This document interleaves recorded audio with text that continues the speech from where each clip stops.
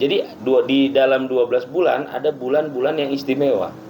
Salah satunya adalah Muharram. Dan Nabi Musa tentunya nggak egois. Kenapa? Mikirin ya ada orang tua, ada anak kecil. Kalau cuma 1-2 ya mungkin yang bisa berenang kan gitu.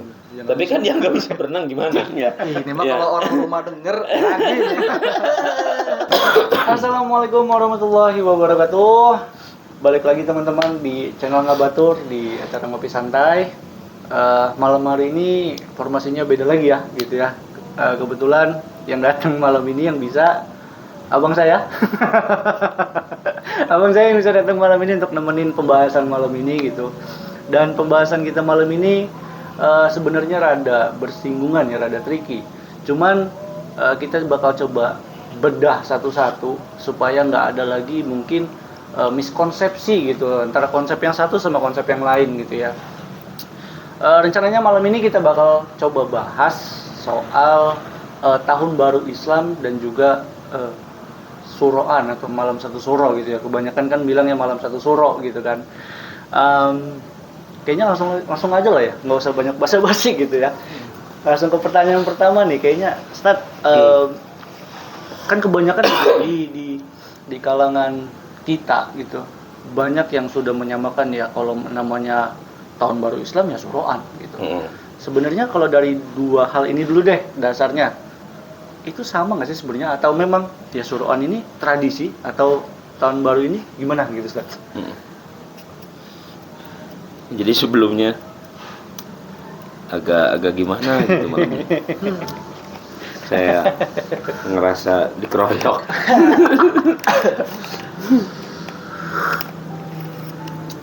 Ini dua orang nih kakak beradik. Muharram ya, tentang ya. Muharram sama suroan gitu, ya. Malam satu suro. Ya memang ini ada salah satu ataupun beberapa lah menjadi adat tradisi dalam penyebutan ataupun apa ya, bukan penyebutan aja, bahkan sudah menjadi peringatan ya, atau memperingati. Ya Muharram itu lebih akrab disebut dengan bulan Suro gitu ya. Itu nanti kita akan bahas. Yang pertama kita bahas itu, yang pertama adalah ya tahun barunya ya. Artinya ini tahun baru Hijriah ya, atau tepatnya 1446 ya. 1446. Kudunya ya kita bangga lah. Artinya kita bangga perayaan. Ya perayaan. Ya kita euforia. Cuman kan faktanya ya enggak semua. Enggak semua artinya heboh dengan tahun baru. Ya tahun baru kita, tahun baru Islam, tahun baru Hijriah.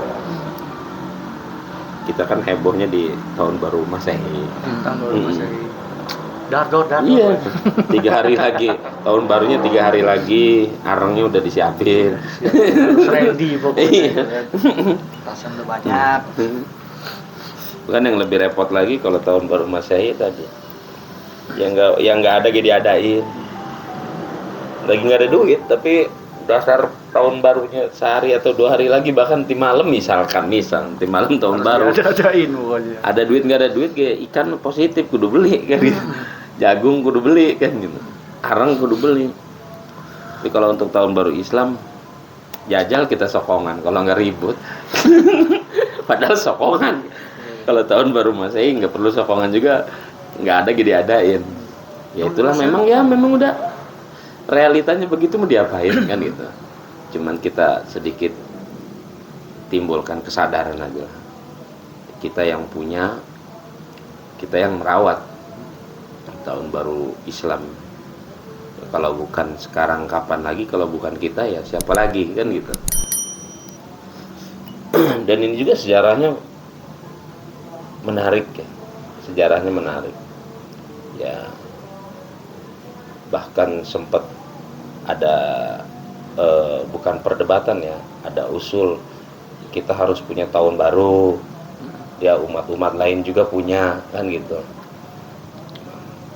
Makanya dicetuskanlah ya kita punya tahun baru Islam ya, tahun baru Hijriah. Dan itu pun muncul lagi pertanyaan, ya kapan kita mau mulai perhitungannya kan gitu. Apakah di saat Rasulullah lahir, apa Rasulullah wafat, atau bagaimana kan? Atau Rasulullah pas hijrah aja dari Mekah ke Madinah. Nah, maka usulan itulah yang diterima. Bahwasanya ya perhitungan awal tahun baru Islam atau tahun baru Hijriah dimulai dari Rasulullah hijrah dari Mekah ke Madinah. Itu sejarah singkatnya ya. Kalau kita mau lebih dalam lagi ya kayaknya nggak cukup sampai 1-2 jam lah, sampai pagi juga nggak bakal selesai. Berarti kan ada sejarah yang luar biasa di balik penanggalan atau penetapan tahun baru Islam. Kita harus bangga, kita harus merasa memiliki, dan kita sendiri yang harus mengistimewakan. Bahkan ternyata memang di Quran itu kan dijelaskan bahwasanya ya dalam 1 tahun itu terdapat 12 bulan ya. Dan di 12 bulan itu ada bulan-bulan yang disebut dengan Ashhurul Hurum. Ashhurul Hurum itu maksudnya bulan-bulan yang mulia ya, bulan-bulan yang mulia, bulan-bulan yang istimewa ya. Di antara bulan-bulan yang dimaksud 4 bulan itu adalah ya Muharram, Zulqa'dah, Zulhijjah, Muharram ya, kemudian satu lagi adalah Rajab. 3 bulan ini dia runtun, Zulqa'dah, Zulhijjah, Muharram. Nah yang 1 bulan lagi ini agak loncat ya, Rajab. Berarti kita sekarang momennya ada di Muharram ini ya. Dan inilah bulan awal di tahun baru. Ya mau nggak mau sebenarnya kita apal. Ketika kita apal dari Januari sampai Desember, ya kita juga mau nggak mau harusnya apal dari Muharram ke Zulhijjah kan gitu. Muharram, Safar, Rabiul Awal, Rabiul Akhir, Jumadil Awal, Jumadil Akhir, Rajab, Sya'ban, Ramadan, Syawal, Zulqa'dah, Zulhijjah, 12. Nah, dari 12 bulan ini ada 4 bulan disebut Ashhurul Hurum ya, Zulqa'dah, Zulhijjah, Muharram, Rajab. Nah, yang menarik lagi ada khususnya di Indonesia, misalkan begini. Contoh misal Muharram aja nih, Muharram. Ada beberapa golongan ataupun saudara-saudara kita yang artinya beda tradisi ataupun beda suku ataupun adat. Itu lebih kental dan lebih akrab menyebut Muharram itu ya Syuro. Ya, Syuro. Salah, ya nggak salah.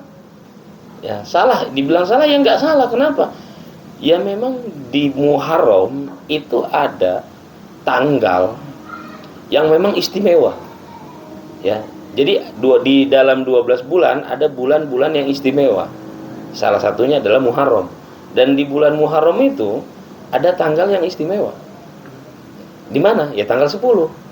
Nah, 10 itu bahasa Arabnya Asyura. Nah, gitu ya. Tanggal 10 itu disebutnya ya 10 itu Asyura kan gitu. Nah, mungkin saudara-saudara kita yang akrab dengan Muharram ini disebut dengan Syuro, ya dari situ awalnya. Ya, jadi beda dikit lah, Asyura berganti dengan Syuro. Nah, dan inilah ya artinya inilah keunikan kita. Bukan berarti kita nambah 1 bulan jadi 13 tambah Syuro kan enggak. Artinya itulah uniknya Indonesia.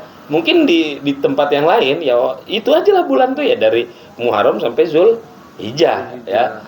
Penyebutannya udah Muharram, ya Rabiul Awal ya Rabiul Awal, Rajab ya Rajab, ya Sya'ban ya Sya'ban kan gitu. Kemudian apalagi Zulqa'dah ya Zulqa'dah. Kalau di Indonesia unik. Bersyukur kita. Bersyukur kenapa? Artinya itulah keunikan kita. Ya. Ya memang kita itu ya Gemah Loh Jenawi kan gitu ya. Luar biasa di Indonesia. Bukan saja dari tanahnya yang subur ya, kemudian beraneka ragamannya juga yang luar biasa, tapi tetap akur. Ya, termasuk tadi dalam bulan aja nyebut Muharram Syuro kan gitu. Kemudian Rabiul Awal Maulid. Ada juga yang Maulud. Bahkan ada lagi yang ekstrim Mulut. Ya kan? Makin disingkat-singkat. Iya.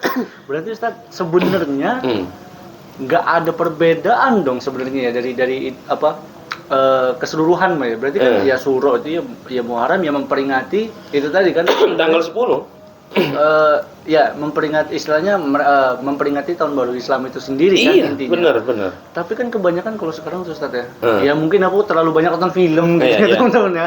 Kalau di film-film itu kan kayaknya kebanyakan kayak horor gitu. Pasti ujungnya satu suro. Jadi kan kayaknya kalau buat aku ya, udah denger namanya satu suro, wah ini mah serem nih. Apalagi katanya kalau satu suro malam dimana setan tuh pada keluar gitu kan.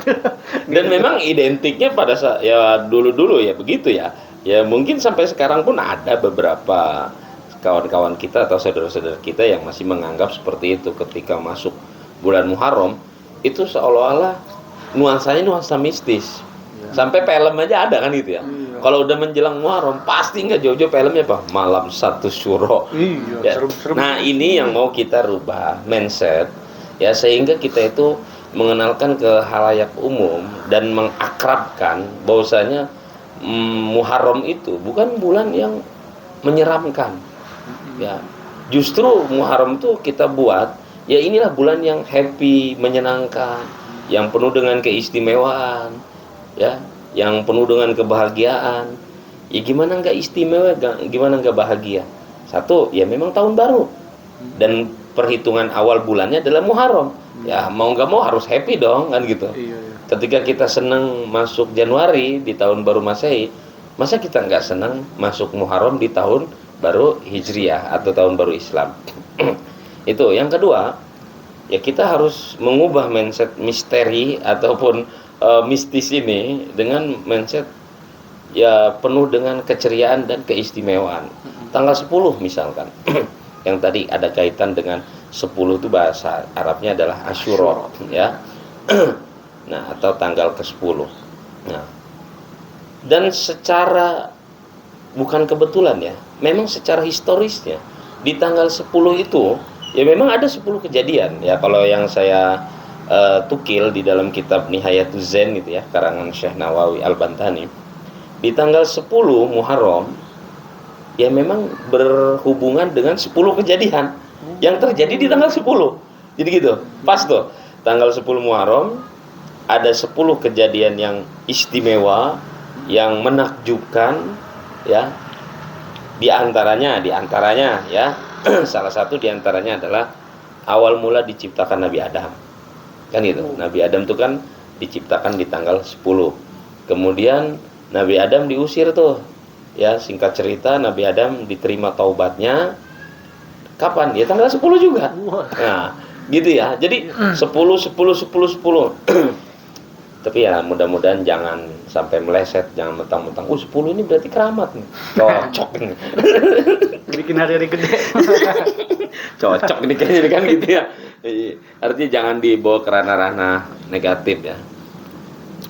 Aku nanti ya tadi itu ya, aduh ngeri pokoknya ya. Jadi intinya kita sebisa mungkin membuat Muharram ini ya benar-benar bulan yang menggembirakan, bulan yang penuh dengan keistimewaan dan banyak menakjubkan. Bukan bulan yang misterius. Ya sampai ada bahasa malam satu suro begitu ditayangin adalah film-film yang horor. Seakan-akan arwah itu bangun di bulan Suro ini lah, atau bulan Muharram ini. Ya, tapi mungkin banyak lah film-film lain yang nggak horor di malam satu Suro gitu judulnya. Cuman kebanyakan referensi yang aku dapet, iya horor gitu. Yeah. Horornya gitu. Jadi makanya bertanya gitu supaya nggak ada miskonsepsi tadi gitu. Benar. Terus banyak lagi tuh, bukan aja Adam diciptakan, kemudian Adam diusir dari surga, kemudian taubatnya diterima di tanggal 10 banyak. Ya, Nabi Musa ketika di uber-uber sama Firaun tuh, itu kan Nabi Musa diuber tuh sama Firaun. Ya, mentok. Ya, begitu mentok di hadapan Nabi Musa dan para pengikutnya, ya kaum-kaum Nabi Musa yang beriman kepada Allah dan kepada Musa, itu laut. Sehingga Nabi Musa bingung. Bingungnya dalam artian gini, mau balik Firaun dan bala tentara siap membunuh, mau ke depan laut. Dan Nabi Musa tentunya nggak egois. Kenapa? Mikirin ya ada orang tua, ada anak kecil. Kalau cuma 1-2 ya mungkin yang bisa berenang kan gitu. Tapi kan yang nggak bisa berenang gimana? Kan gitu. Ya Nabi Musa akhirnya ya tadi itu udah nggak ada pilihan lagi kecuali pilihannya apa? Pertolongan Allah. Nah, ternyata Allah memberikan pertolongan kepada Musa apa? Memerintahkan Nabi Musa untuk apa? Tadi memukul tongkatnya dan laut itu terbelah. Nah, terbelahnya laut itu dan selamatnya Nabi Musa dari incaran Fir'aun dan bala tentaranya itu terjadi di tanggal 10. Wah, historis Nah, ya. kan gitu. Jadi tanggal 10 itu luar biasa ya. Bukan tanggal 10 itu roh bangun gentayangan kan gitu. Nanti repot ya. Nanti seakan-akan ya tanggal bulan Muharram nih bulan yang jangan kemana-mana, hati-hati gitu ya. Awas ini malam ini wah jangan. Karena gini dalam Islam itu nggak ada malam yang seakan-akan itu nuansanya misterius. Ya nuansanya mistis nggak ada. Ya artinya menyeramkan nggak ada. Dalam Islam itu tadi menggembirakan, penuh dengan keistimewaan. Justru tugas kita itu ya mengabarkan dan juga ngasih tahu ke orang lain atau ke halayak umum ya Islam itu satu bukan agama yang mempersulit tapi agama yang penuh dengan kemudahan. Tapi bukan berarti ini dijadiin main-main mentang-mentang mudah-mudah aja akhirnya ya main-main gitu ya semua ya. Kemudian agama Islam tuh agama yang menggembirakan bukan yang menakutkan. Karena dalam Islam tuh nggak ada hari yang apes, nggak ada hari apes, nggak ada. Semuanya dalam Islam itu hari itu semuanya bagus, bulan bagus, malam bagus. Nah, maka ini untuk meluruskan mindset orang malam Jumat malam yang serem. Enggak, malam yang Jumat itu malam yang istilahnya menggembirakan, ya, penuh dengan kebahagiaan malam Jumat, ya. Kemudian bulan Muharram atau bulan Syuro yang saudara-saudara kita nyebutnya Muharram itu adalah Syuro, bukan bulan yang penuh dengan hal-hal yang menakutkan, penuh dengan keistimewaan, penuh dengan kegembiraan. Wong awal tahun kok justru kita harusnya euforia kan? Ketika kita sanggup euforia di bulan Januari awal tahun Masehi, kenapa enggak Muharram di awal tahun Hijriah kan gitu? Gitu ya. Jadi kita kabarkan ke halayak umum itulah Islam. Nggak ada satupun dalam Islam tuh yang menyulitkan, apes, susah, nggak ada. Ya, kita aja bawaannya, kita aja yang ngebawa masing-masing gitu ya. Islam nggak seperti itu ya. Banyak itu ya. Musa, kemudian Nabi Yusuf, ya. Nabi Yusuf itu kan oleh saudara-saudaranya yang jahat, artinya tanda kutip begini, saudara-saudara yang punya sifat iri dengki, Nabi Yusuf itu kan dimasukin ke dalam sumur. Ya, Nabi Yusuf itu. Ya, karena iri dengki, karena ayahnya Nabi Yusuf ini Yakub itu kan sayang banget sama Yusuf. Sehingga saudara-saudara yang lain menganggap wah ini Yusuf ini berarti ini nih biangnya nih, sehingga ayah ini lebih sayang sama dia, padahal enggak. Padahal sama sekali nggak ada bahasa pilih-pilih ya. Ya kebetulan memang Nabi Yusuf dia punya kecerdasan, orangnya nurut, soleh, ya punya perhatian lebih lah kan gitu. Karena salah tanggap, ya mungkin miskomunikasi yang pernah kita bahas, ya karena miskomunikasi akhirnya mereka tadi ditambah iri dan dengki. Ya ini bahasa kitanya hasud. Ya tadi itu kan hasud itu apa aja? Ya kebaikan apapun yang ada di orang lain, kalau orang udah punya sifat hasud nggak ada baiknya, apalagi buruk tambah buruk kan gitu. Maka Yusuf dimasukin ke dalam sumur. Nah Nabi Yusuf ya ditolong, ya singkat cerita Nabi Yusuf itu ditolong dan diangkat dari sumur itu bertepatan dengan tanggal 10 Muharram. Gitu ya. Banyak Nabi Yunus Nabi Yunus ditelan ikan nun atau ikan paus bahasa kita sekarang ya. Kemudian ya di dalam ikan itu, di dalam perut ikan, Nabi Yunus pasrah ke Allah sepasrah-pasrahnya. Makanya ini bisa kita contoh ya, kalimat ataupun zikirnya Nabi Yunus ketika memohon pertolongan dari Allah, menganggap nggak ada lagi yang bisa nolong kecuali adalah pertolongan Allah, itu bagus. Dalam Al-Quran diabadikan, la ilaha illa anta subhanaka inni kuntu minadz dzalimin. Nah itu istighfarnya yang memulai pertama adalah Nabi Yunus. Nah bagi umat Nabi Muhammad boleh baca ini ya, boleh. Makanya kita bisa buat zikiran tuh, la ilaha illa anta subhanaka inni kuntu minadz dzalimin. ya, berhari-hari berbulan-bulan Nabi Yunus di dalam perut ikan, Allah kasih hidup. Tetap hidup Nabi Yunus. Bahkan selalu Nabi Yunus beristighfar, la ilaha illa anta. Nah, di akhirnya dengan izin Allah, si ikan paus itu memuntahkan Nabi Yunus. Ya, akhirnya ketolong tuh Nabi Yunus. Nah, itu keluarnya Nabi Yunus dari perut ikan yang besar, ikan nun atau ikan paus, itu tanggal 10 Muharram. Ya. Jadi nanti kita hitung ada 10 kejadian itu. Ya, ada 10 kejadian yang terjadi di tanggal 10 Muharram. Ya, gitu. Nah, sebagai bentuk misalkan flashback ke Nabi Musa, sebagai bentuk rasa syukurnya umat Nabi Musa atas pertolongan Allah kepada Nabi Musa dan umatnya, ya, di tanggal 10 Muharram, maka orang-orang Bani Israel itu tanggal 10 Muharram berpuasa. Berpuasa. Makanya pernah ketemu Nabi itu, pada saat itu pernah ketemu Nabi, ditanya, "Kalian puasa apa?" Hari ini adalah hari di mana Allah menolong Musa dan kaumnya. Maka kata Allah apa? Kata Nabi apa? Bukan kata Allah ya. Kata Nabi apa? Kata Rasul apa? Ya kami pun apa? Kami lebih berhak gitu ya, sebagai bentuk penghormatan Nabi Muhammad kepada Nabi Musa dan umatnya. Kata Nabi Muhammad apa? Ya berpuasa di tanggal 10 Muharram. Nah, disebutlah dalam ilmu fikih disebutnya puasa Asyura. Ya, kalau dalam hadis orang yang berpuasa tanggal 10 atau puasa Asyura itu pahalanya adalah apa? Manfaatnya akan dilebur dosa-dosanya 1 tahun yang telah lalu. Kalau Arafah kan kemarin ya, Arafah 1 tahun yang lalu dan 1 tahun yang akan datang. Kalau Asyura 1 tahun yang lalu. Jadi banyak menarik. Kalau kita pelajari menarik ternyata, oh jadi nggak ada lagi tuh mindset yang mengerikan, ya mistis, nggak ada. Kenapa? Oh menarik loh. Ternyata Muharram lebih terang sih. Nah, kan gitu. Dan ternyata itu terjadi di tanggal 10. Dan 10 itu Asyura. Nah, kawan-kawan kita ngebuang ainnya, sisanya syuro, kan gitu. Kan gitu ya. Ya banyak kan tadi saya katakan apa? Muharram ya di Indonesia beberapa ada yang menyebutnya dengan bahasa bulan syuro. Rabiul Awal nyebutnya Maulid, Maulud. Bahkan ada yang Mulud. Nah ini yang repot ini yang mulut ini. Kalau Maulid ya bisa kita jelaskan ya benar. Kalau Maulud ya benar kan gitu. Nah kalau mulut ini apa maksudnya? Mulut ya. Mau kemana Pak? Mulut. Mau mulutan kan gitu. Nah ini repot. Kalau mau maulidan enak. Mau mauludan enak. Lah kalau mau mulutan itu apa maksudnya kan gitu. Semua Banyak. Sya'ban kan. Ya, ada beberapa yang lebih akrab menyebut bulan Sya'ban itu apa? Roah. Ya, kan roah. Iya. Ada roah, ada ruah, ya.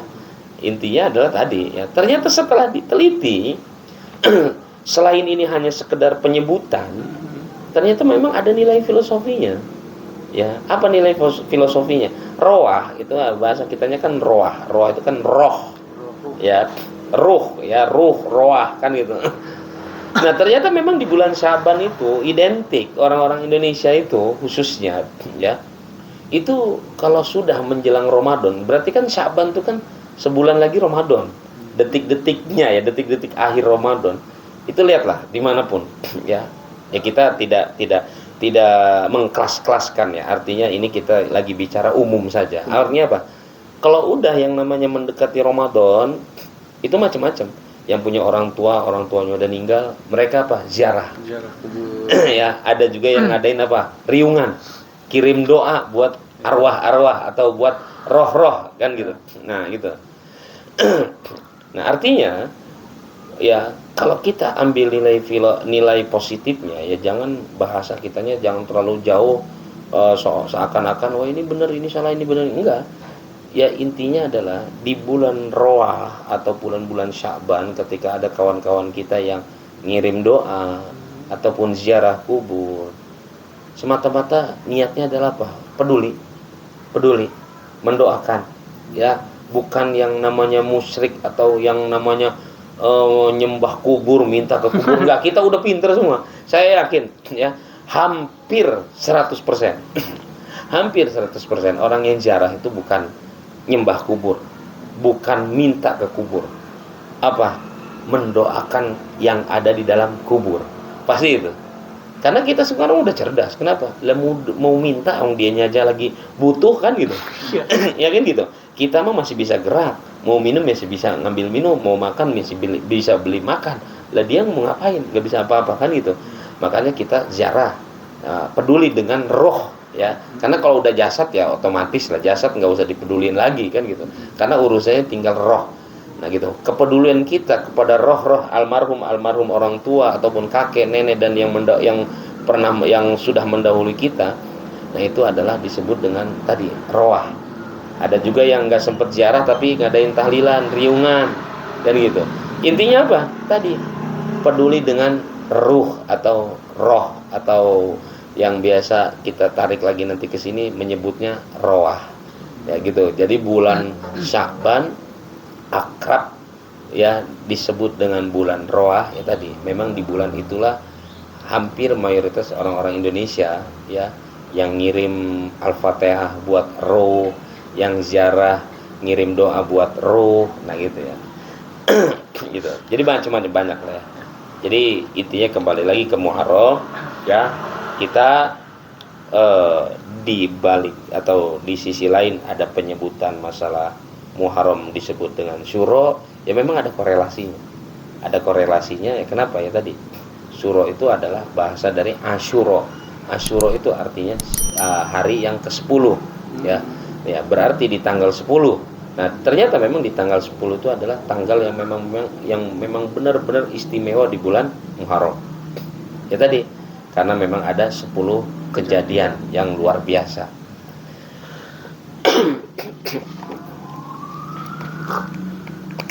Dan nanti kita banyak lagi kita bicara tentang amaliyah apa ya yang ya bisa kita laksanakan di bulan Muharram kan gitu. Apa misalkan ya kita laksanakan sholat sunat tasbih kan gitu ya, sholat sunat tasbih. Ustadz itu kan sunnah ini gitu ya. Ada juga yang nyeleneh kadang gitu kan. Ustadz sunnah ini ya memang sunnah, tapi kan setidaknya minimal banget seumur hidup pernahlah sholat tasbih.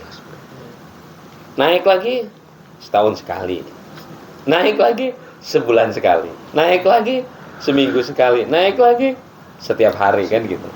Tapi yang paling minim tadi di ujung tadi seumur hidup sekali kan gitu, sholat tasbih.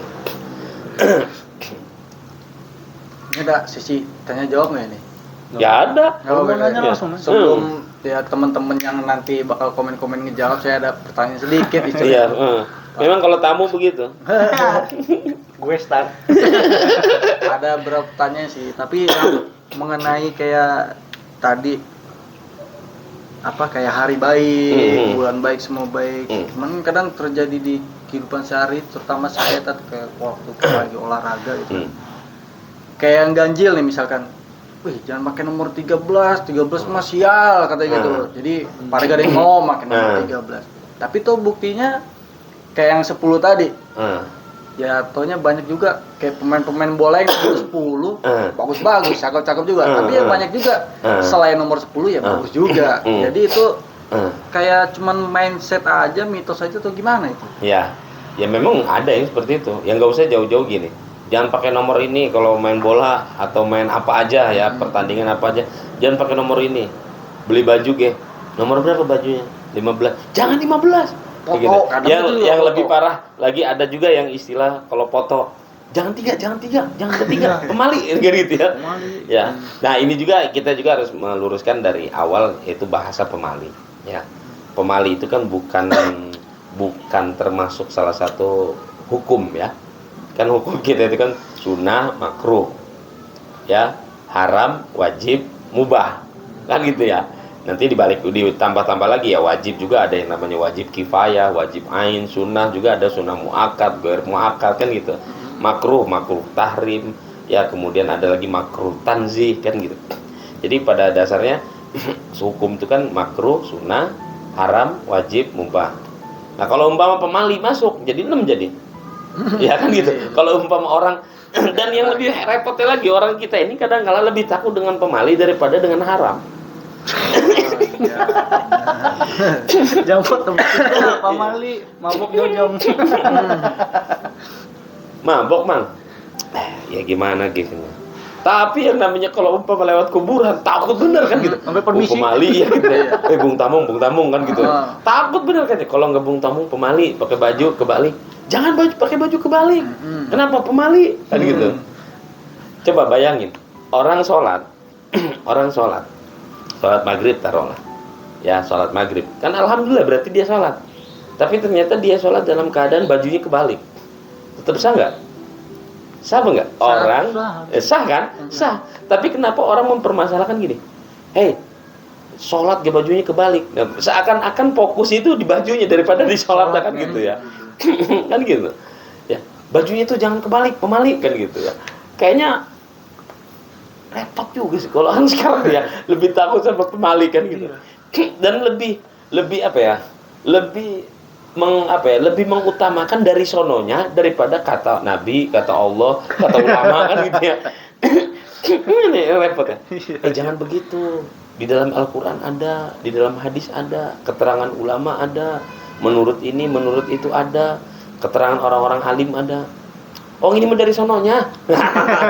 Kayaknya menang banget dah kalau udah bahasa dari sononya. Nah, termasuk tadi yang versi tanya ya, bahwasanya hal-hal yang seperti itu gimana ya? Makanya tugas kita membuka mindset bahwasanya hal-hal yang seperti itu kita luruskan. Contoh, hal-hal yang kayak ganjil. Ya ganjil. Foto bertiga, jangan. Kenapa? Ganjil. Dan gitu. Pakai baju nomor 13, jangan, ganjil. Justru kalau mau kita lihat konsep di dalam Islam, ganjil itu apa? Yang istimewa. Ya kan? Innallaha witro. Sesungguhnya Allah itu apa? Ganjil. Wa yuhibbul witri. Dan Allah menyukai yang ganjil. Kan akhirnya ujung-ujungnya berbanding terbalik. Iya. Gitu. Ya. Sholat maghrib mah enggak, tapi kalau foto takut loh bertigaan kan gitu ya. Atur mah malah seneng ya makin nomor ganjil itu berarti ya. Orang tuh kalau masuk ke kuburan apa? Lebih merasa bersalah. Dia masuk enggak Bung Tamung kan gitu ya. Kalau bahasa kita kan ada ya. Mungkin kawan-kawan atau pemirsa di rumah ataupun di mana aja berada, ya bahasa Bung Tamung ini mungkin beberapa ada yang tahu, ada yang juga belum tahu. Iya, nah ini udah gitu familiar ya, udah familiar. Permisi, Bung Tamung. Ya. Padahal ya masuk kuburan mas salam. Kan gitu, salam. Ya. Dan ingat, salam itu ada yang memang wajib dijawab, ada yang nggak perlu dijawab, dan ada yang nggak mau ada jawabannya. Yang di kuburan jangan masuk, kayaknya masuk gitu. Yang terakhir Rifki ngucap deh ya sama Persi kan gitu ya. Assalamualaikum, Persi wajib menjawab. Waalaikumsalam. Ya kan gitu ya. Kita sholat. Assalamualaikum. Kepengen nggak ada yang jawab? Ya nggak perlu ya kan gitu. Ada lagi nih yang ketiga apa? Kita salam nggak mau dijawab. Jangan sampai dijawab dah. Pokoknya udah saya mau cukup salam aja dah. Ya artinya walaupun ya artinya wallahu alam ya mau dijawab atau enggak oleh mereka yang ada di situ. Yang jelas kita masuk ke kubur itu adalah mengucapkan salam. Assalamualaikum ya alal kubur minal muslimin wal mu'minin kan gitu. Bla bla bla bla sampai diajarkan bahwasanya ada bahasa antum lana salafun wa nahnu lakum tabiun wa inna insyaallah bikum lahikun kan. Dan saya yakin yang ngucap salam ketika masuk kuburan nggak pengen dia dijawab. Nah, gitu ya. Nah itu. Tapi yang hal yang seperti ini kalah dia. Nilainya kalah dengan apa Bung Tamung. Ya. Jadi masuk kuburan tuh kayaknya ngerasa berdosa dan bersalah kalau nggak Bung Tamung daripada dia harus salam. Iya betul. Kan gitu. Yang lebih parah lagi ada. Ya kadang apa? Ya tadi sembarangan duduk di kuburan. Ya kan gitu. Duduk di atas kuburan, nyelendeh di kuburan. Kan gitu. Itu yang artinya ini harus kita luruskan bahwasanya tadi ya dalam Islam sebenarnya nggak ada, tapi di tengah-tengah masyarakat kadang-kala diada-adain ya. Udah itu diada-adain juga nggak ada tuntunan ya, tanda kutip nggak ada tuntunan. Tapi kalau ada tuntunan silahkan, ada keterangannya, ada hujahnya, ada dalilnya, silahkan ya. Kemudian ada lagi apa, dalam Islam mudah tapi kadangkala dipersulit. Dalam Islam ceria, kadangkala apa? Menakutkan. Kan gitu ya. Itulah artinya kita harus membuka mindset selebar-lebarnya. Itulah Islam, mempermudah ya penurunan kebahagiaan, keceriaan, ya, jangan dibalik-balik kan gitu ya. Atau jangan-jangan Persi sampai detik ini kalau main basket, abang kamu kalau main basket nomor berapa? Wah, Jangan-jangan bukan orang yang nanya, dia ini. Kebetulan nomornya genap sih saya. Kayaknya mau ganti ganjil aja nih. Ya gitu. Kalau salam yang ketiga tadi berarti memang ini kita mintanya jangan dijawab gitu. Tapi kepengen tahu si ruh yang dikubur itu ngejawab nggak sebenarnya? Apanya? Salam kita itu. Gini, salam yang kita ucapkan ketika kita masuk ke dalam kubur itu adalah salam doa. Ya, memang Ustaz perlu berdoa. Ya kita doakan. Ya salah satu bukti adalah ketika kita ziarah, Allah maghfir lahu. Kita doakan dia. Kalau memang perempuan, Allah maghfir laha. Kalau memang mau dijamak ramean, Allah maghfir lahum. Berarti kan itu mendoakan mereka. Ya berarti kita juga sama. Assalamualaikum, semoga keselamatan bagi kalian, untuk kalian, tercurah kepada kalian. Ya itu doa. Ngapain didoain selamat? Justru kita mendoain. Kenapa? Kan kita nggak tahu di kubur nih macam-macam. Ada yang lagi nyantai-nyantai, ada yang lagi kipas-kipas, ada juga yang lagi digubak-ubak sama malaikat kan gitu. Nah gitu. Yang lagi nyantai dapat salam dari kita, dapat doa dari kita, tambah senang. Yang lagi umpamanya lagi dia diubek-ubek, dihukum, disiksa segala macam, ya dapat doa dari kita, ya berarti bahagia kan gitu. Kayaknya kalau kita ngucap salam yang maknanya adalah doa, nggak ada kayaknya satupun penghuni kubur itu yang marah-marah. Iya. Jangan salam-salam lagi ya, gitu kan. Justru membahagiakan mereka yang ada di alam kubur. Biasa aja, jangan mentang-mentang ngebahas kubur laju nanti pulang rada-rada gimana, malam satu surah. Pokoknya intinya mulai sekarang ya, yang hal-hal yang menakutkan berkaitan dengan Muharram nggak usah takut ya, nggak usah takut. Justru Muharram itu adalah bulan yang istimewa, menggembirakan, ceria, awal bulan di tahun baru kan gitu. Ini banyak sih ya sebenarnya, artinya masalah-masalah ataupun problematika yang perlu kita luruskan ya, perlu kita luruskan. Termasuk nanti kita akan bahas juga tuh, kayak misalkan di bulan Muharram, kalau kita kan tadi udah ngebahas historisnya ya, kemudian mindset yang harus kita luruskan. Nah sekarang apa amaliyah kayak tadi barusan ya sedikit sudah kita singgung masalah sholat tasbih. Selain itu apa lagi? Ya misalkan ya bagi kita nih misalkan ya, kalau dia kan masih bujang, salibnya masih bujang, nggak tahu kapan dia mau mengakhiri kebujangan kan. Ya bagi yang sudah berkeluarga, salah satu kebaikan di dalam bulan Muharram adalah tadi memberikan nafkah kepada keluarga, baik anak ataupun istri di bulan Muharram ini apa? Lebih. Wah kata Peri, bisa disiasatin ya. Kenapa kalau umpama kemarin Zulhijjah ngasih sehari 50.000, insya Allah nanti Muharram saya kasih lebih 52.000. Yang penting ada situ lebih kan maksudnya. Ini mah kalau orang rumah denger lagi Ini kan bahan kan gitu. Jadi dalil. Perlu digaris bawahi kan gitu ya. bisa ditunjukin di videonya nanti. Nah, itu ya. Jadi itu ya, dan itu ada keterangannya. Barang siapa yang memberikan ya nafkah lebih ataupun kelebihan nafkah di di bulan ini, maka Allah akan melebihkan rezekinya di tahun ini dan berikutnya kan gitu. Oke lah itu ya teman-temannya bahasan kita, ya mungkin singkat tapi mudah-mudahan banyak lah isinya atau manfaat yang bisa kita ambil gitu ya. Dan coba sedikit dirangkum tadi bahwasanya Muharram dan Asyura itu ternyata nggak ada perbedaan, sebenarnya sama ya Ustaz ya. Ada korelasi. Ada korelasi. Malah bahkan kenapa disebutnya Asyura karena tadi bertepatan di 10 Muharram. Iya, di tanggal 10. Di tanggal 10 Muharram. Di bulan Muharram. Gitu. Dan ternyata di tanggal 10 ada kejadian besar yang historis gitu ada gitu. Dan mudah-mudahan lah teman-teman banyak yang bisa diambil gitu, insight-insightnya bisa diambil oleh teman-teman, banyak ilmu yang bisa diambil teman-teman, yang buruk-buruknya, yang guyon-guyonnya kalau memang kurang kena di hati, kita mohon maaf gitu ya teman-teman ya. Aku juga nggak bakal bosan-bosan buat ngingetin teman-teman semua untuk selalu support kita dengan cara like, komen dan juga subscribe. Dan kalau masih ada dari teman-teman yang pengen nanya gitu ya seputar Muharram atau Asyura atau pertanyaan yang lainnya boleh taruh di kolom komentar atau boleh juga langsung kontak ke ini ya, sosial media kita ya Ustaz ya. Ke sosial media kita, nanti link kita taruh di deskripsi gitu. Oke teman-teman, sekian dari kita. Kurang lebihnya kita mohon maaf, kepada Allah kita mohon ampun. Wassalamualaikum warahmatullahi wabarakatuh. Waalaikumsalam.